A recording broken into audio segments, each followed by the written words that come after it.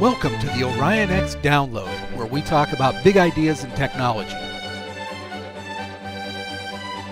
Hello again, I'm Dan Olds, and we're here with another edition of the OrionX Download. With me are Shahin Khan and Steve Perrenod, both from Orion. Say hi, guys. How you doing? Hey, Dan. Hi, Dan. Great to be here. Great to have all three of us together. Our topic today is going to be very complex. So we're going to take probably 2 or 3 shows to cover this. We'll take as many shows as it takes to cover it because that's our commitment to you, the listener. What we're going to be talking about is blockchain and Bitcoin, how they interact, what they are, and basically go through this from the bottom up. And, you know, if you've been watching the industry press, blockchain and Bitcoin have been described as the ultimate model of distributed trust, the ultimate currency for transaction transparency, an entirely new world currency, and some have even said it's the biggest invention since the internet.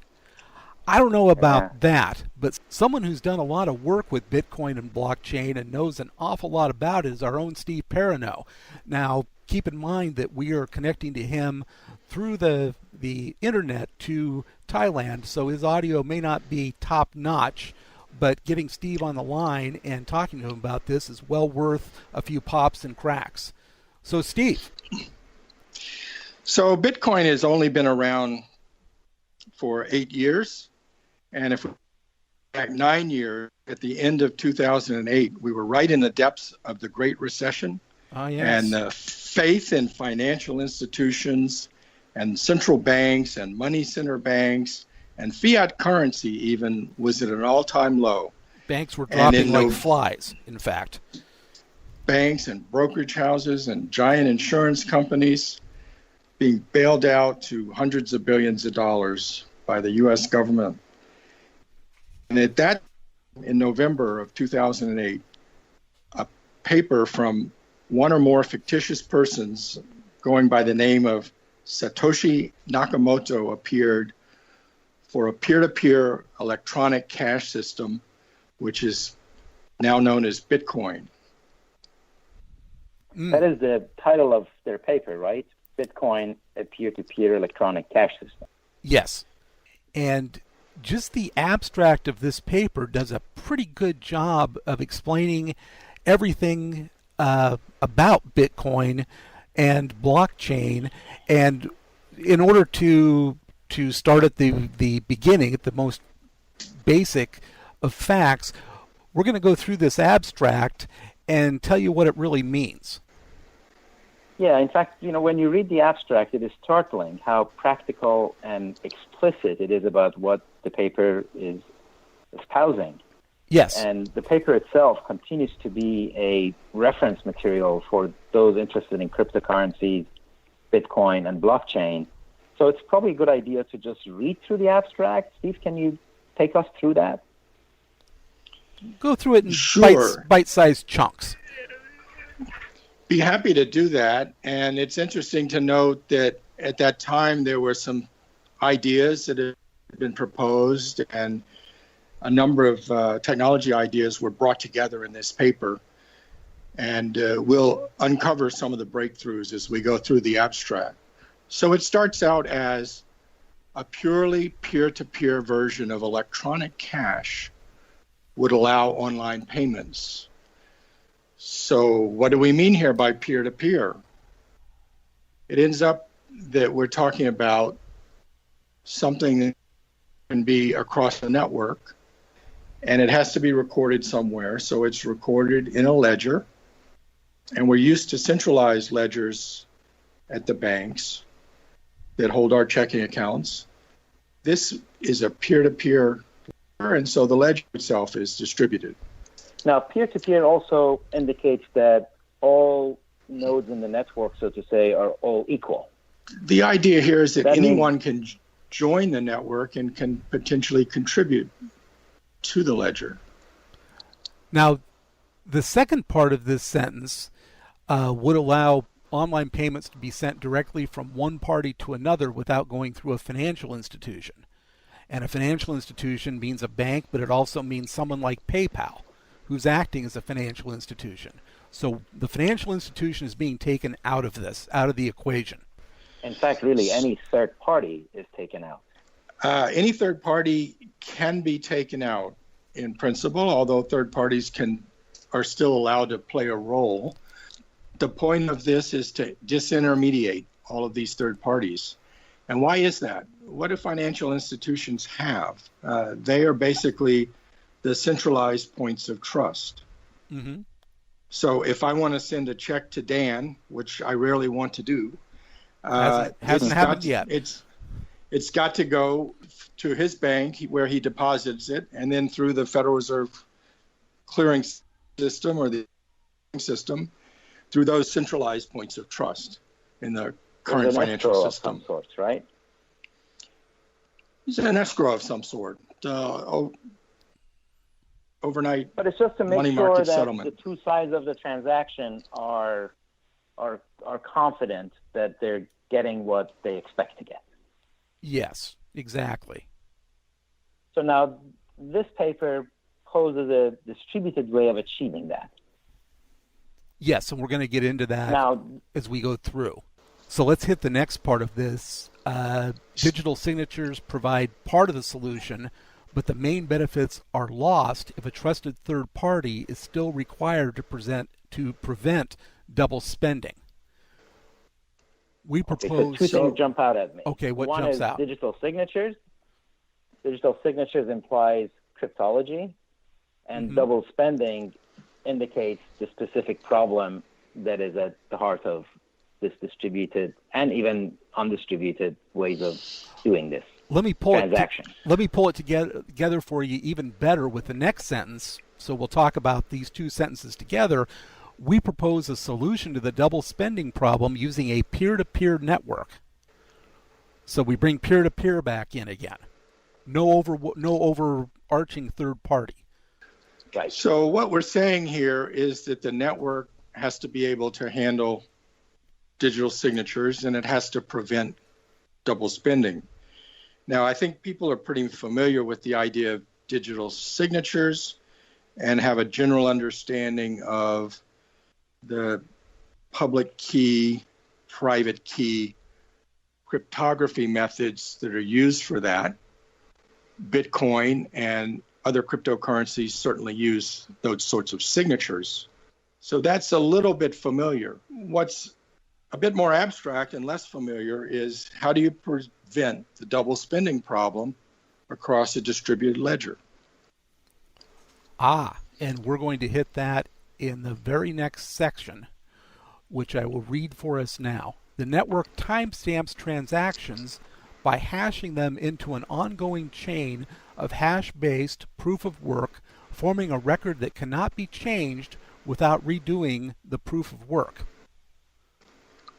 So a lot of words that are introduced here.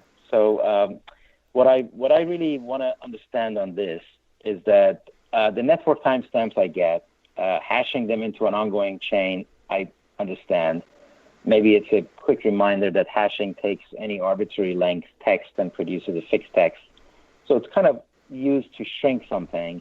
But really, proof of work is the part that I think, for me, requires explanation. What do we mean exactly by proof of work? And what do we mean by once you form a record, you cannot redo it without, you cannot change it without redoing the proof of work? Without redoing all of the previous proof of work. Yeah, but what do we mean by proof of work? What work? So let's talk about proof of work. So that is probably the newest term that's introduced in this sentence. And this sentence can be compacted to something like, you add transactions into the distributed ledger only by doing proof of work. And as part of that, there's some hashing going on.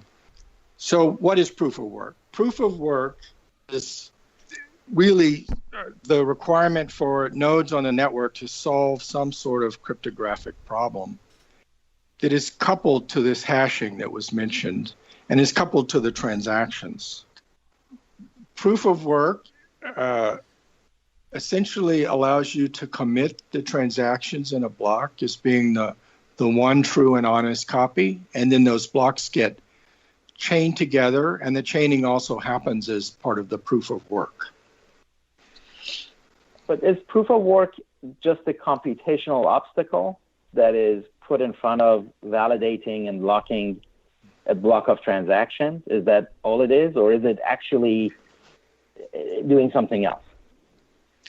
A proof of work, as it's implemented in the protocols described here, does two things. One is that it validates the transactions and stamps them into the ledger indelibly. And the second is that it provides a reward mechanism for the entity, the compute farm or the compute pool, that actually validates the transaction. And that reward mechanism is the Bitcoin itself. So Bitcoins are provided to the successful achievement of proof of work. And then the transaction, by being put into that block and the work, is super encrypted and locked into a block, and the block is locked in with other blocks. Yes, the encryption happens with hashing. Mm-hmm. So all of the transactions are hashed together, and the chaining happens by taking the hash from the old block and putting that into the mix. So it becomes part of the new hash. Okay. The new hash being a cryptographic contraction of all of the information. Say that sentence again. You dropped. You broke up. The new hash being a cryptographic contraction or coding of all of the information within the block. Gotcha. Now, the next part of this goes into a little bit more detail, what we were just talking about. The longest chain not only serves as proof of the sequence of events witnessed, so all of the transactions, but proof that it came from the largest pool of CPU power. As long as the majority of CPU power is controlled by nodes that are not cooperating to attack the network, they'll generate the longest chain and outpace attackers. So the chain is the chain of blocks that are chained together, as the hash of block 0 is now included in the hashing process for block 1. And what happens is all of the miners, and I'm introducing a new term there, but the miners are the computers that are doing proof of work. All of those miners are attempting to solve the cryptographic problem in parallel. Only one of them reaches the solution first. And as it does that, it broadcasts its solution and it adds that block onto the chain. And so the ledger that it holds is now the longest chain. Mm-hmm. So what is interesting is that it's not like everybody on the network gets to have one vote because they're on the network. Everybody with a CPU gets to have a vote, assuming they are willing to dedicate that CPU to do all the proof of work, computationally intensive thing. So if the largest pool of CPUs has to vote to create that validation, then there is this direct link between the longest chain and the largest pool of CPU power. And if you have a large pool of CPU power and you could do this work and make money doing it, then maybe it behooves you to do that instead of using that to hijack the network. Am I getting it? You are getting it. It's kind of a lottery system. And so, the more computers you throw at it, the more chances you have of solving the problem and earning the reward. And most of the actors are assumed to be honest actors. And if you wanted to disrupt the honest chain, you would need more CPU power than everyone half. else combined. So that is, you would need 51% of the compute power as a dishonest actor. And in fact, it becomes tougher than that, but we can defer that discussion. Right, because let's go back to the abstract.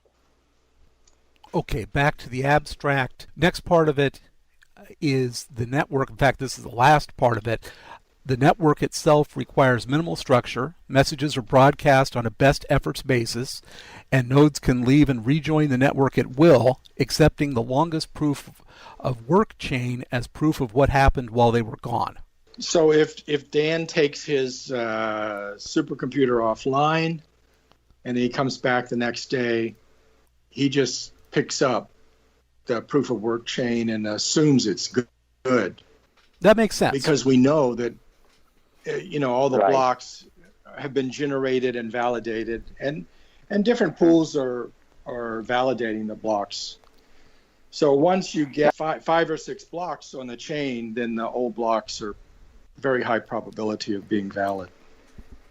Right. And if you want to hijack a particular transaction, there have been a lot of other transactions in the meantime, and you have to redo all of those too. You have to roll back the chain and then build it back up, and that becomes more and more computationally difficult, right? Right. That's exponentially difficult. And so you'd have to go back half a dozen blocks and try to outrace everybody while they're still adding new blocks, and you could never catch up. That's a good system. And that's what is Excellent. preventing counterfeiting and general mischief. All right. Now, I suggest that, reread the entire abstract, because I think that abstract pretty much sums it all up really nicely and explicitly. And maybe we can come back and drill down into different aspects of it. Sure. Let's run through the whole thing again. Bitcoin, a peer-to-peer electronic cash system. A purely peer-to-peer version of electronic cash would allow online payments to be set directly from one party to another without going through a financial institution.